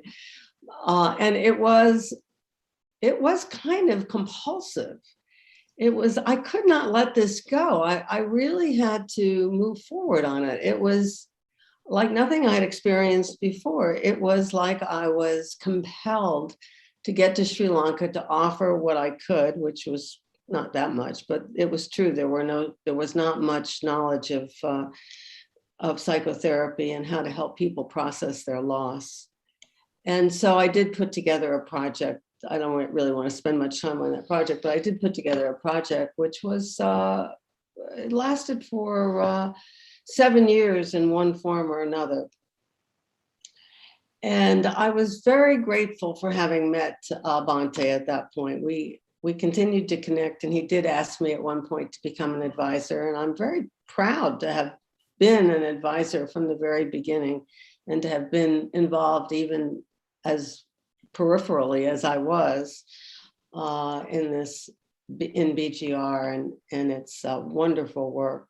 I also want to stop for a moment and congratulate Kim Behan and Bhante on the award they've recently received, recognizing the hard work that's gone into building this organization. It's really a privilege to be part of it, even a small part. Bhante asked me to say a few words about compassion in action. And I started thinking about it and realized that action is an intrinsic part of the experience of compassion. It's what we do naturally when we put our small self aside and connect to the world, the big sky mind, the universe. It just arises, and we have to attend to what's right in front of us. There's a Zen koan that captures this called The Hands and Eyes of the Bodhisattva of Great Compassion. The Bodhisattva of Compassion, or Avalokiteshvara, or Kuan Yin, was awakened by hearing the cries of the world. And she grew 1,000 hands and eyes to help relieve the suffering of the world. And BGR is one extension of those hands and eyes. And really all of us here are extensions of her hands and eyes. Some of us give money, some of us volunteer our time, some of us give talks, some of us do things out of compassion for those many folks who are poor, hungry, and disempowered, as we've seen many examples in these presentations, these very moving presentations today. Like many of you, I suspect, I wish I could do more. Here's the koan. Yun Yen asked Tao Wu, what does the Bodhisattva of great compassion use so many hands and eyes for? Wu said, it's like someone reaching back in the middle of the night, looking for a pillow and adjusting it. Yen said, I understand. Wu said, how do you understand it? Yen said, all over the body are hands and eyes. Wu said, you have quite a bit there, but you've only got 80% of it. Yen said, well, what do you say, elder brother? Wu said, throughout the body are hands and eyes. So reaching back to adjust a pillow in the middle of the night is a very natural, almost unconscious gesture. You just do what needs to be done. You feel a little uncomfortable and you move to adjust the pillow to resolve that discomfort. Compassion generates the same natural response. The suffering of others makes us uncomfortable, and we need to respond. We need, it's kind of imperative. Joan Halifax differentiates empathy and compassion. Compassion is feeling the pain and acting to relieve it. Empathy is feeling the pain of the person suffering. With compassion, the action is embedded in the compassion. Halifax says, this is just a lovely quote, about Avalokiteshvara, that she responds with a boundless heart. She does not sink like a heavy stone in the waters of suffering, but is broken open like a geode to the rare space within, glittering with light for those who are struggling in darkness. She further says that compassion calls forth our best human capacities, attentional balance and caring, unselfish, intentioned insight, and ethical action in a way that no other response does. And we've seen this over and over again today in the videos and the presentations that you've shown us with what BGR does with these projects that keep growing and manifest compassion all over the world. It's always so moving to me to really hear and see what you're doing. Only 14 years ago, BGR was just an idea. Bhante wrote a paper which he published in Lion's Roar saying that it wasn't enough for Buddhists to just sit, but they have to actually reach out from compassion and make the world a better place.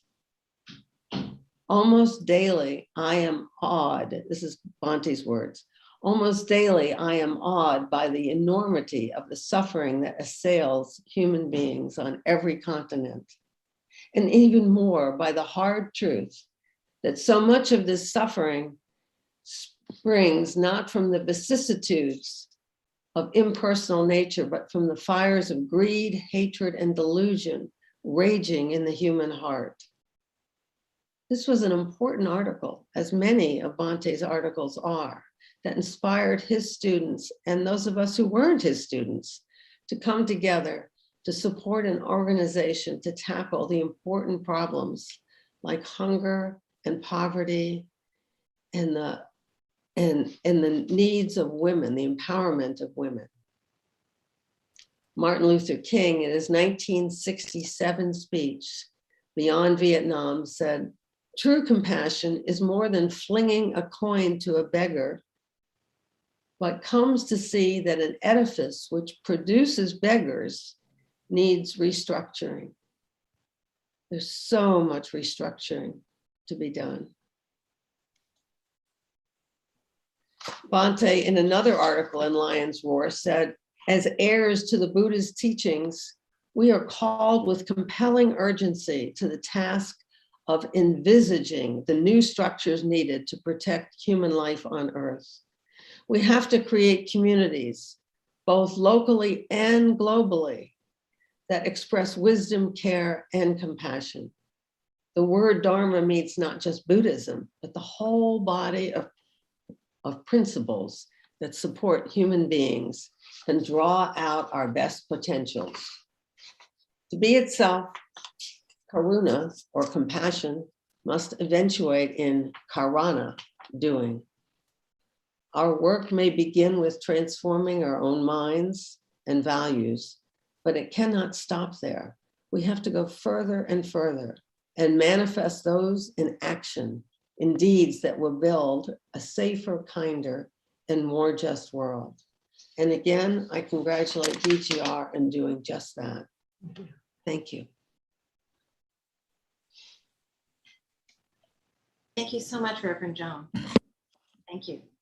Much appreciated, and another great challenge to us. Yeah, that Bhikkhu Bodhi. That's the Bhikkhu Bodhi that we're going to be hearing from. I also have a shelf full of his books, his translations and original work. We have all benefited from his vision and his energy. Now we will hear from renowned scholar and philanthropist, the Venerable Bhikkhu Bodhi.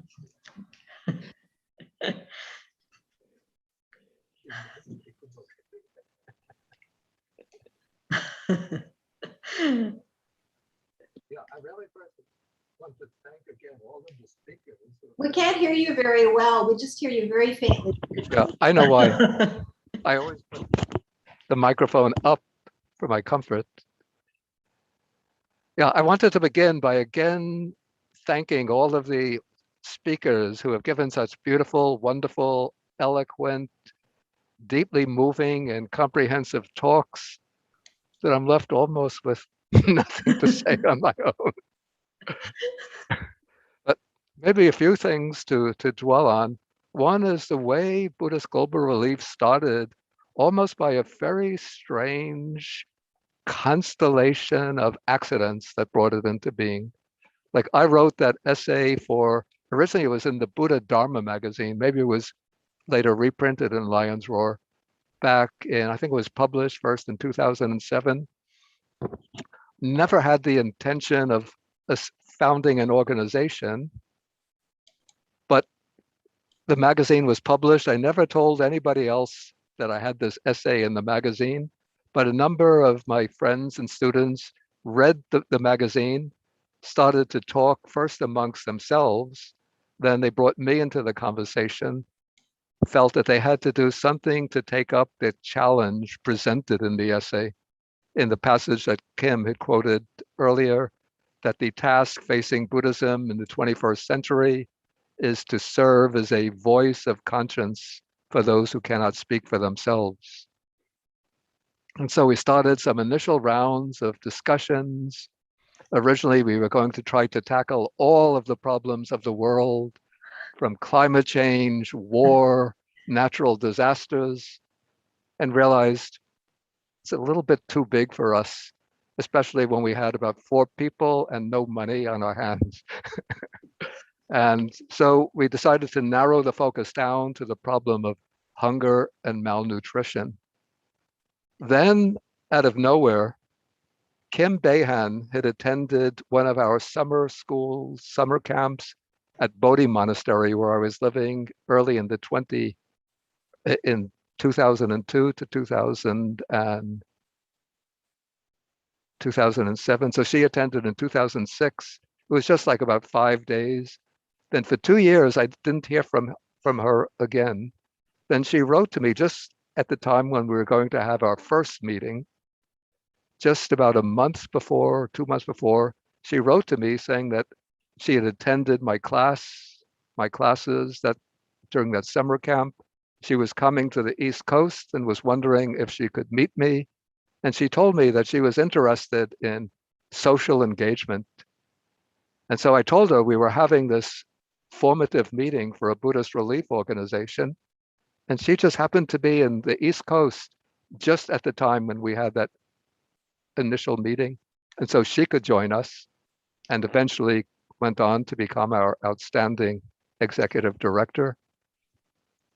Then after that first meeting, but before the second meeting, Patty Price, who gave the presentation of the visit to Cote d'Ivoire, she had been working for CARE, and somehow I had made a donation to CARE through the Bodhi Monastery when I was living there. And she said that she would be coming to this area and wanted to visit me.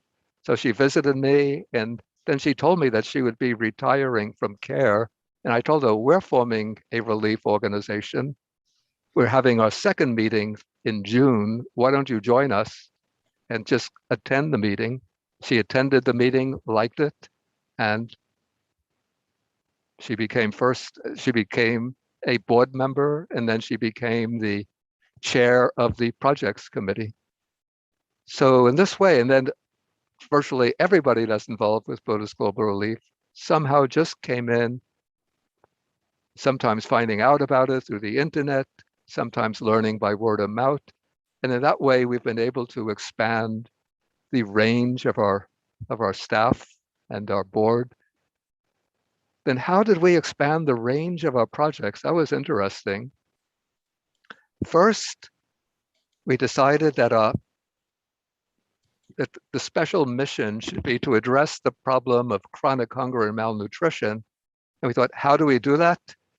By providing food aid to those who are hungry. But then after the initial projects, I was reading some information on the website about global hunger, an article about global hunger on the website. And the article said that one of the deep underlying roots of hunger and malnutrition is the subordinate status of girls and women in many traditional cultures.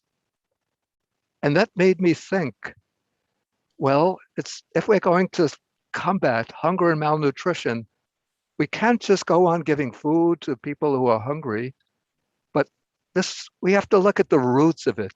And that's quite in accord with the way the Buddha's teaching works. If you're going to relieve suffering, you don't put a Band-Aid on the wound, but you have to look out and probe down and find, why do you have this wound? Why are you getting these sores on the body? And so we look down and we see girls are not getting an education. Women are disrespected in their communities, don't play a significant role. So how are we going to ameliorate this problem? By giving girls the chance to go to school. When girls go to school, then they become, not only do they have some degree, but their voices are respected. They will marry later. They'll have fewer children. They'll have more control over the affairs in the household. They'll have a better understanding of nutrition and know how to look after their children, their families. When women have the chance to learn some vocation, to get some vocational training, especially a lot of women now become widows, particularly in countries which have been afflicted with poverty, with AIDS, and so forth, or else their husband is not able to earn enough to support the family. When women start some vocational project, whatever wealth they earn, they use much more wisely for the sake of their families than the men. When the men earn money, I'm sorry to say, too much of it goes on gambling, drink, or frivolous entertainment. When women earn money, they use almost all of it, not even for themselves, but for the family. And so we expanded the range of the projects, girls' education, women's livelihood. And then recently I learned something else that's astonishing. You know, the big challenge that the human community, in fact, the bio community on this planet faces is escalating climate change. So what are we going to address climate change? Usually we think we have to change from gas-powered automobiles to electric vehicles, stop generating electricity by burning coal and gas, and use solar panels. And of course, those are very important measures. But another very major way to address climate change is through girls' education. I found this out just maybe initially about 2 years ago. There's a person, Paul Hawken, who had a project called Operation Drawdown for drawing carbon. These are all of the measures he recommended, about 100 measures for drawing carbon, for reducing carbon emissions and drawing carbon down from the atmosphere. So 100 measures in Operation Drawdown. And of those 100 measures, number 6 was girls' education. Okay, then when it comes to fighting climate change, another important, almost compelling need is to change over from what is called the industrial model of agriculture, which uses heavy technology, which is highly dependent on fossil fuels, highly dependent on chemical inputs. Sometimes it can bring, over a period of several years, great increases in crop yields, great harvests, but the long-term consequence, the long-term impact is negative one. It depletes the soil of its of the minerals. It causes excess buildup of chemicals in the soil, which then moves out into the water, and then it flows from the water into the rivers, lakes, and the oceans, causing nitrogen and phosphorus pollution.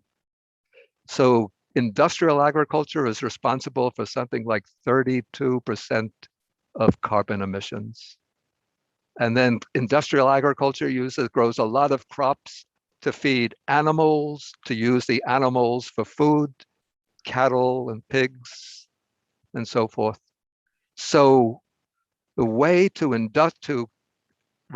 address climate change, while at the same time feeding people and sustaining the health and vitality of the natural environment, is by shifting from this industrial, chemical-intensive model of agriculture to what is called agroecology. That is small-scale agricultural projects which harmonize with the natural environment, which use natural resources in a wise and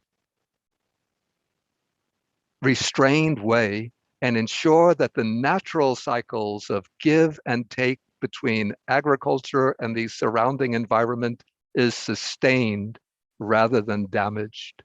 So in this way, our range of projects expanded from the original focus on direct food aid to girls' education, women's livelihood, and agroecological projects, small-scale agricultural products in Southeast Asia, Africa, Latin America, and even here in the United States, where we're sponsoring in Detroit, this Keep Growing Detroit, which uses plots of land. Actually, these are plots that had previously been occupied by buildings. The buildings have been destroyed, removed, nothing but vacant lots there. Now the communities are turning them into community gardens, which can grow crops to support those communities. So I think it's really a remarkable range of projects for BGR, which we never started with the idea, a clear idea of how to address hunger, except through direct food aid. But now we're addressing the roots of global hunger and doing it in ways which are widespread, comprehensive, and I believe very effective. And so I want to thank everybody in every way that's contributed to the growth success of BGR, to our staff members led by Kim and Carla, who's our dedicated assistant, our other board members, and the other staff members, the whole team of people that help with BGR work, and our advisors, and also the supporting organizations. And in addition to the ones that Carla mentioned, I should also mention 2 other organizations that promoted the word of Buddhist Global Relief. Maybe three, I think.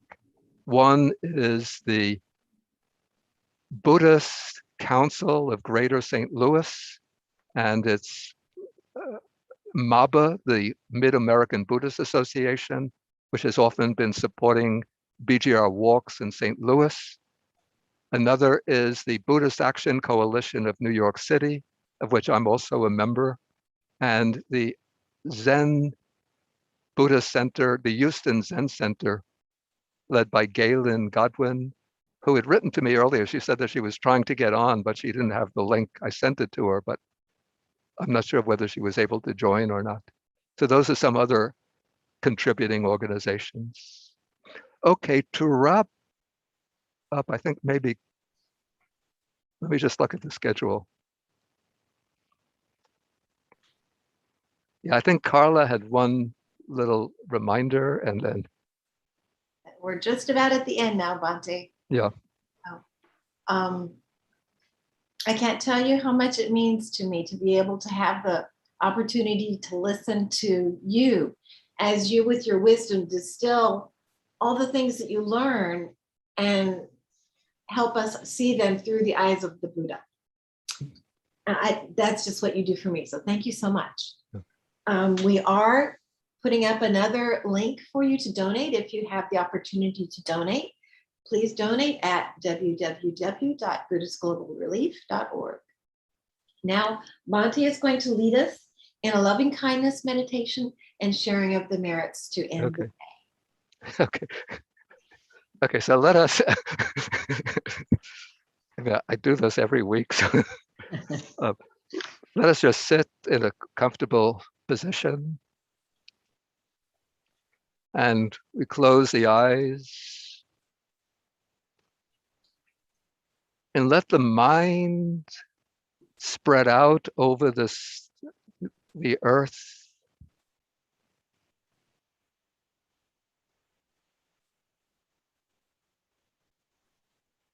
And let us then focus in on some of the project overviews that we saw today and just bring those people into our hearts. First, we can take some of the girls in the Visakha school in Bangladesh. This is a school supported by the Jamyang Foundation. Those poor girls from very, very poor communities going to school, struggling to study, minds not able to focus well because of hunger. And now they learn that a project has been started to provide them with school lunches every day, quite a healthy, substantial meal. And now feel their joy, not only because they have delicious food, but now they have energy, the mind's clearer, sharper, more alert, and they're able to plunge themselves into their studies with energy and joy. And so let's rejoice in the joy of those girl students.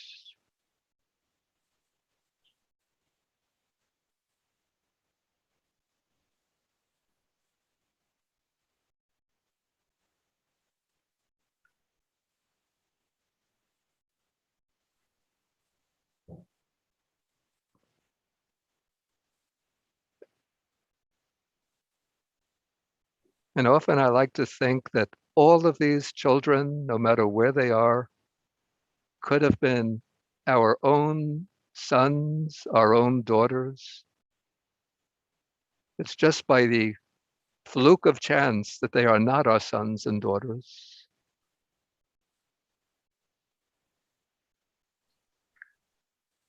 So feel the joy that you would feel if your own daughter going to school was getting a wholesome, substantial midday meal.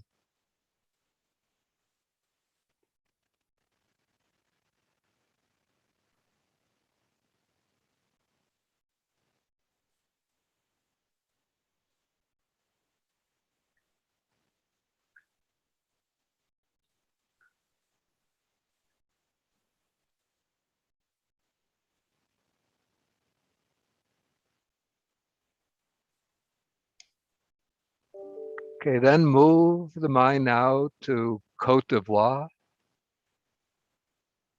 and bring to mind maybe that photo that Patty had showed of the mothers with their young children, or in some cases, expectant mothers.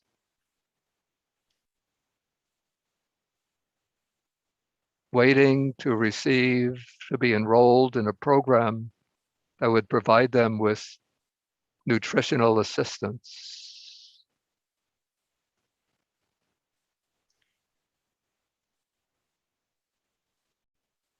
And again, you might think that you are that mother, and those are your children. Or you are the father, and those are your children.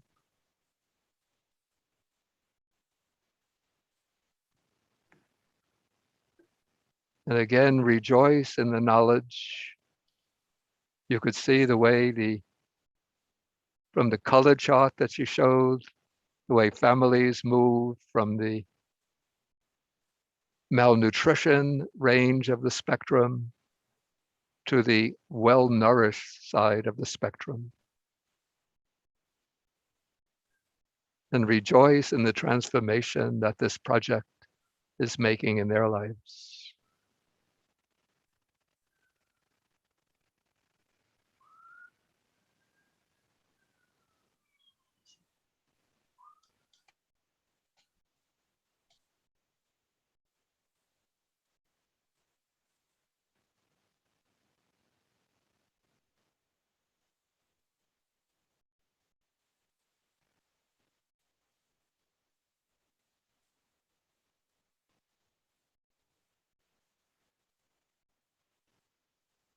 Okay, then move the mind to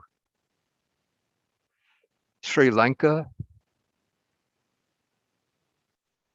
And you could bring to mind some of the images from the little video that we saw of those families, some with 4 children, including newborn baby, struggling just to make ends meet.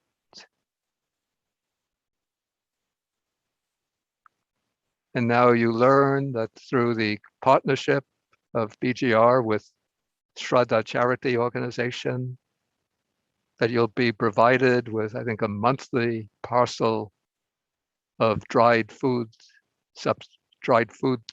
goods.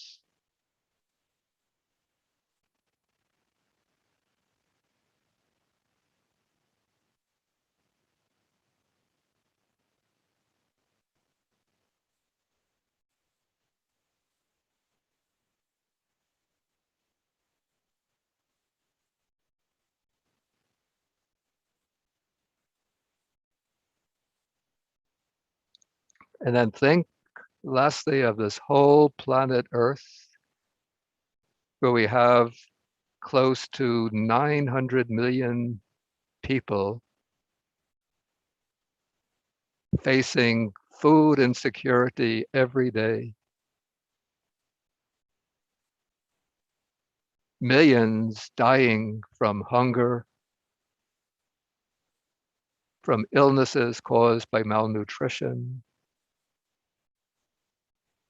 And let our hearts be stirred by the desire, the wish to reach out and help.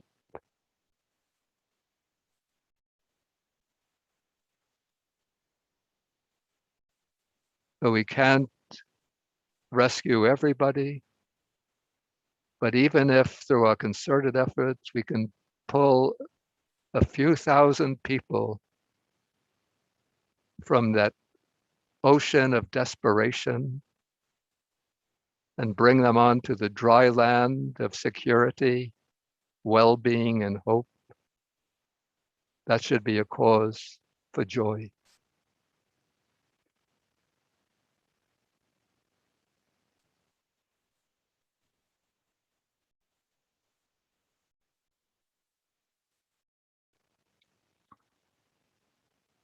Okay, I'm going to recite the verse for sharing of the merits.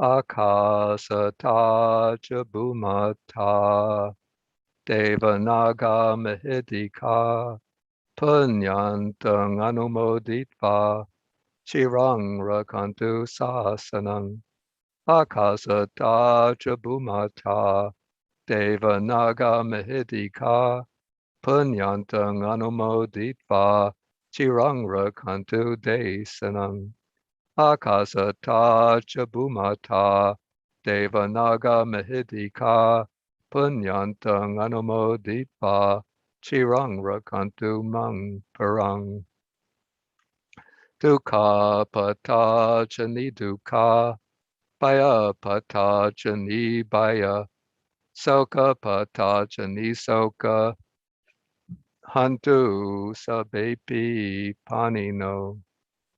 May those in suffering be free from suffering. May those in fear be free from fear. May those in sorrow be free from sorrow. May all living beings also be thus. We go sadhu, sadhu, Sadhu, sadhu. sadhu, Okay. sadhu. Okay, and that's it. And again, thank you to everybody who's joined us. Thank you, Bante. Thank you, Bante. Thank you, Thank you, Bante. everyone. Thank you, Thank Bante. Thank you, Safe, Bante. Bante. Thank you, Bante. Okay. Thank you, Okay. Bante. Be safe. Okay. Thank Okay. you. Thank you, Kim and everyone. Thank Thank you. you, Bhante. Thank you Bye. to the whole Yeah. team. Thank you, Thank you, Bante. everyone. Thank you, Bante. Okay, thank you. Thank you, Bante. Thank you, all the teachers and friends. Thank you. Thank you, Bhante. Thank all of you. Okay, thank Thank you. you, Kim. Thank you, Thank you, everyone. everyone. Thank you all, our dear presenter. Thank you. Love you all. Thank you. Okay. Thank you. Okay, thank you. Amitabha.